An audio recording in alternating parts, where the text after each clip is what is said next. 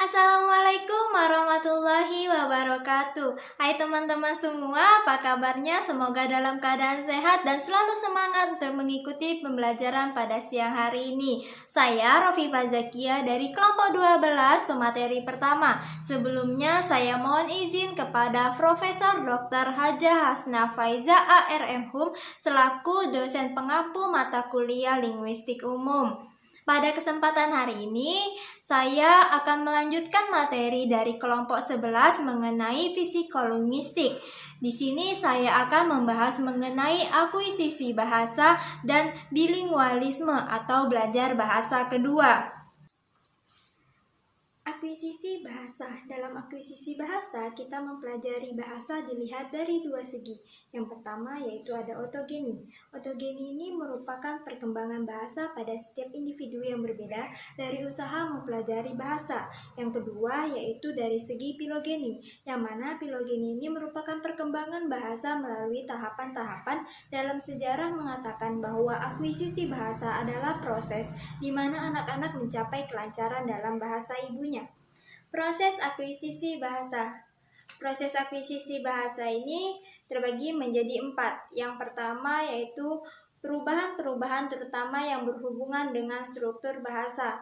Yang kedua, perkembangan ini ditentukan oleh interaksi personal, berfungsinya saraf secara baik, dan proses kognitif. Yang ketiga yaitu bahwa dalam akuisisi bahasa terjadi proses pemilihan kata-kata dan struktur-struktur yang tidak dianalisis oleh anak. Yang keempat, bahwa teori yang digunakan bersifat umum.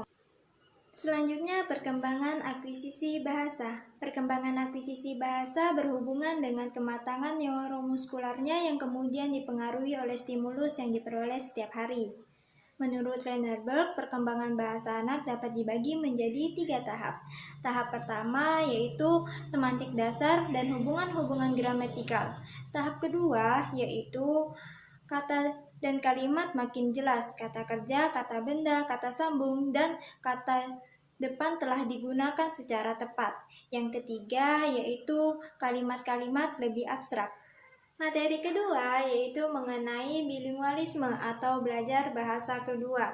Yang dimaksud dengan belajar bahasa kedua atau bilingualisme ini merupakan proses di mana seseorang menguasai sebuah bahasa lain setelah lebih dahulu menguasai sampai batas tertentu bahasa pertamanya. Proses mengakuisisi bahasa ini menyangkut perkembangan kemampuan si terdidik untuk yang pertama yaitu memahami lingkungannya, yang kedua yaitu menyampaikan pikirannya. Istilah bilingualisme lebih mengacu kepada suatu kondisi daripada suatu proses. Hartley mengatakan bahwa bilingual adalah kemampuan seseorang untuk menggunakan dua bahasa atau lebih. Bahasa pertama sangatlah berpengaruh terhadap proses belajar bahasa kedua, yang mana pengaruhnya tersebut dibagi menjadi 3 macam. Yang pertama yaitu pengaruh pada urutan kata dan karena proses menerjemahkan. Yang kedua yaitu pengaruh pada morfem terkait. Yang ketiga yaitu bahasa pertama berpengaruh pada lingkungan akuisisi yang lemah. Pendekatan belajar bahasa kedua. Pendekatan belajar bahasa kedua ini dibagi menjadi 4 analisis. Analisis pertama yaitu analisis kontrasif. Analisis ini yaitu membahas sebuah metode yang digunakan untuk mencari satu perbedaan antara bahasa pertama dengan bahasa kedua.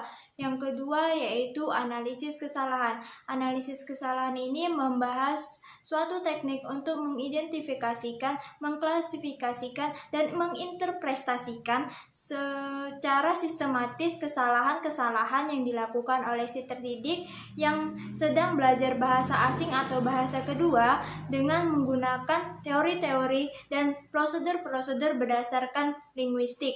Yang ketiga yaitu analisis performansi. Analisis ini memusatkan perhatiannya pada tingkah laku belajar bahasa kedua secara keseluruhan. Yang terakhir yaitu ada analisis wacana. Analisis wacana ini memusatkan perhatiannya yang ditunjukkan dalam percakapan. Sekian materi yang dapat saya sampaikan mengenai akuisisi bahasa dan bilingualisme.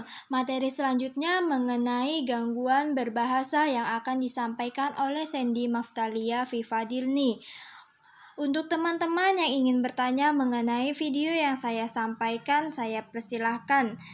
Terima kasih. Wassalamualaikum warahmatullahi wabarakatuh.